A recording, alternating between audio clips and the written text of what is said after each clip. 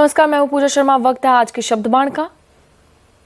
अयोध्या में 22 जनवरी को राम मंदिर में भगवान राम की प्राण प्रतिष्ठा होने वाली है, लेकिन इससे पहले ही एआईएमआईएम चीफ असदुद्दीन ओवैसी ने मुस्लिमों को भड़काना शुरू कर दिया। ओवैसी ने मुस्लिमों से कहा कि जहां हमने 500 साल इबादत की, आज वो जगह हमारे साथ में नहीं है, हमारे हाथ में नहीं है। उन्होंने आगे कहा कि क्या आज वहां पर क्या किया जा रहा है।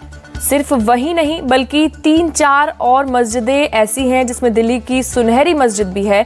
ओवैसी यही नहीं रुके, उन्होंने आगे मुस्लिम नौजवानों से अपील करते हुए कहा कि मस्जिदों को आबाद रखो, कहीं ऐसा ना हो कि मस्जिदें हमसे छीन ली जाए। मेरे अजीज दोस्तों और बुजुर्गों और नौजवानों, मस्जिदों को आबाद रखो। नौजवानों, तुमसे मैं कह रहा हूं, हमारी मस्जिद हमने खो दी और वहां पर क्या किया जा रहा है आप देख रहे हैं। नौजवानों, क्या तुम्हारे दिलों में, हमारे दिलों में तकलीफ नहीं होती कि जिस जगह पर हमने 500 साल हय्या अल सलाह और हय्या अल फलाह की सदाएं दी, जहां पर हमने बैठकर कुरान करीम का जिक्र किया, जहां पर हमने बैठकर सलात और सलाम के नजराने पेश किए, आज वो जगह हमारे हाथ में नहीं है। नौजवानों, क्या तुमको नहीं दिख रहा कि अभी ऐसे 3-4 मसाजिद हैं जिसमें दिल्ली की सुनेरी वाली मस्जिद भी है। मेरे अजीज दोस्तों, याद रखो नौजवानों, ये जो ताकतें हैं ना, तुम्हारे दिल से जब इत्तेहाद को निकालना चाहते हैं, क्यों निकालना चाहते हैं? मिली गीरत को खत्म कर दिया जाए, मिली हमियत को खत्म कर दिया जाए। बरसों की मेहनतों के बाद आज हमारा एक मुकाम हमने पैदा किया, तो ये आपको इन चीजों पर गौर करना है। अपनी मिली हमियत को, मिली अपनी ताकत को बरकरार रखिए। नौजवानों, मस्जिदों को आबाद रखो। कहीं ऐसा ना हो कि मस्जिदें हमसे छीन ली जाए। आरजेडी और जेडीयू में सब कुछ ठीक नहीं है। कहा जा रहा है कि ललन सिंह को पार्टी अध्यक्ष पद से हटाने के फैसले से आरजेडी खुश नहीं है। नीतीश ने पार्टी की कमान अपने हाथ में ले ली है। क्या ये भी लग रहे हैं कि नीतीश महागठबंधन का साथ छोड़कर पाला बदल सकते हैं। हालांकि जेडीयू नेता केसी त्यागी ने इन बातों को अफवाह बताया। सारी अफवाहों को सिरे से खारिज करते हैं। ये वेस्टेड इंटरेस्ट के द्वारा हमारे गठबंधन को भ्रमित करने के लिए फैलाई जा रही हैं। ना आरजेडी जेडीयू के बीच में कोई खराबी है, ना एनडीए और जेडीयू के बीच में कोई तालमेल है। हम इंडिया के फाउंडर हैं। हम बिहार में गठबंधन का नेतृत्व कर रहे हैं। 2024 का चुनाव नीतीश कुमार जी और जनता दल यू एनडीए के बैनर के नीचे लड़ेगा। हम पुनः एक बार फिर सिरे से सारी चीजों को खारिज करते हैं। इसके बाद आरजेडी की तरफ से भी सफाई दी गई। राष्ट्रीय जनता दल के सांसद मनोज झा ने कहा कि ऐसी खबरें बहुत दिन से फैलाई जा रही हैं। जब जेडीयू की राष्ट्रीय कार्यकारिणी की बैठक हो रही थी, उस वक्त भी ऐसा ही कहा गया था कि महागठबंधन टूट जाएगा। मनोज झा ने कहा कि नीतीश और तेजस्वी दोनों ने साफ कर दिया है कि वो साथ में है।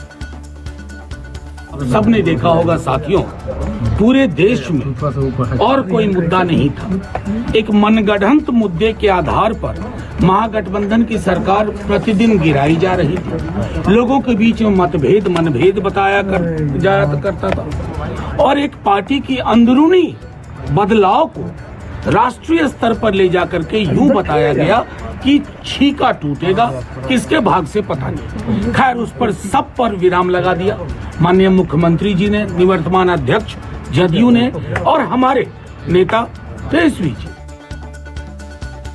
लेकिन बीजेपी कह रही है कि कुछ तो है जिसकी पर्दादारी है, वरना तेजस्वी ऑस्ट्रेलिया का दौरा क्यों कैंसिल करते, ललन सिंह को अचानक क्यों हटाया जाता। बीजेपी नेता शहनवाज हुसैन ने कहा कि ललन सिंह के कहने पर ही नीतीश और लालू ने हाथ मिलाए थे।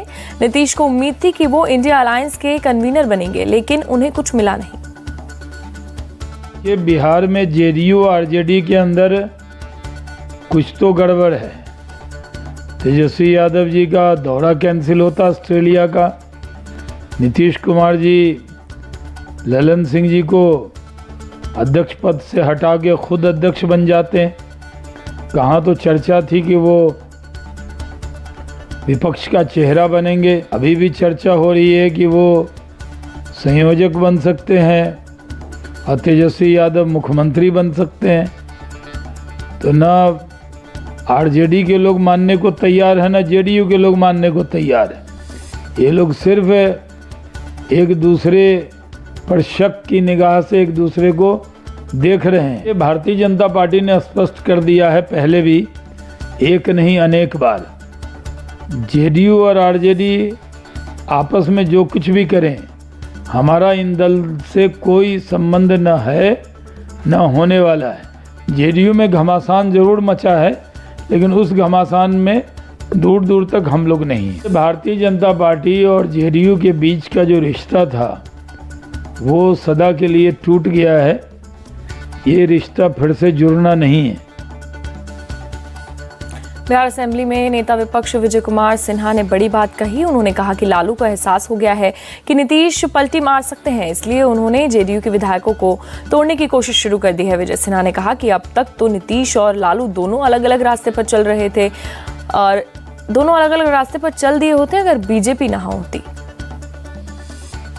बिहार के अंदर की उथल पुथल में कई संभावनाएं लोग व्यक्त कर रहे हैं, तो हर लोग हर संभावना पर चिंतन कर रहा होगा, लेकिन ये सच है कि मुख्यमंत्री नीतीश कुमार जी को पद से हटाने के लिए ये लोग पूरी तैयारी में हैं।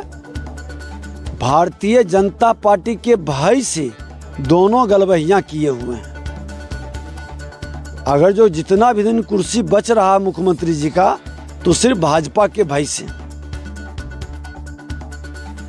लोक जनशक्ति पार्टी के अध्यक्ष और केंद्रीय मंत्री पशुपति पारस ने विजय सिन्हा की बात को ही आगे बढ़ाया। उन्होंने कहा कि लालू और ललन सिंह मिलकर नीतीश के खिलाफ साजिश कर रहे थे। उनकी पार्टी तोड़कर तेजस्वी को मुख्यमंत्री बनाने का प्लान था। नीतीश को जब इस बात का अंदाजा हुआ तो उन्होंने ललन सिंह को पार्टी अध्यक्ष के पद से हटा दिया। बिहार का जो गठबंधन है नीतीश जी और तेजस्वी यादव का, वो बेमेल गठबंधन है और उसके मुख्य सूत्रधार थे ललन सिंह जी। ललन सिंह जी के कहने पर इन्होंने एनडीए गठबंधन से नाता तोड़ के फिर आरजेडी गठबंधन में चले गए, और बहुत बड़ी साजिश थी जिसको नीतीश जी को जानकारी मिल गई थी। पार्टी तोड़ने की साजिश थी और तेजस्वी यादव को मुख्यमंत्री बनाने की साजिश थी, जिसमें सफलता नहीं मिली और ललन सिंह जी को राष्ट्रीय अध्यक्ष पद से हटा दिया गया। कांग्रेस अब रूठे हुए नीतीश कुमार को मनाने की कोशिश में लगी हुई है। खबर है कि नीतीश को कन्वीनर बनाने पर कांग्रेस विचार कर सकती है। अब इस खबर को लेकर भी जेडीयू नेता तीखे तेवर दिखा रहे हैं। पार्टी के एमएलसी संजय कुमार ने कहा कि नीतीश को बहुत पहले कन्वीनर बना दिया जाना चाहिए था, अब तो देर हो गई है, खेला जा चुका है। खबर ये आ रही है कि जेडीयू के नीतीश कुमार जो है संयोजक गठबंधन के बनेंगे, इंडिया गठबंधन के। ये तो आप लोग को बताएंगे, आप लोग को मालूम, हमको तो मालूम नहीं। हम लोग तो बधाई देने जा रहे हैं माननीय मुख्यमंत्री जी को, राष्ट्रीय अध्यक्ष भी बने हैं और नया साल की शुरुआत भी हो रही है। निश्चित तौर पर बनना चाहिए। उनके ऐसा काबिल है कौन यहाँ? कोई काबिल नहीं है। उनको उनका विजन है, वो काम किए हैं, निश्चित तौर उनको बनना चाहिए।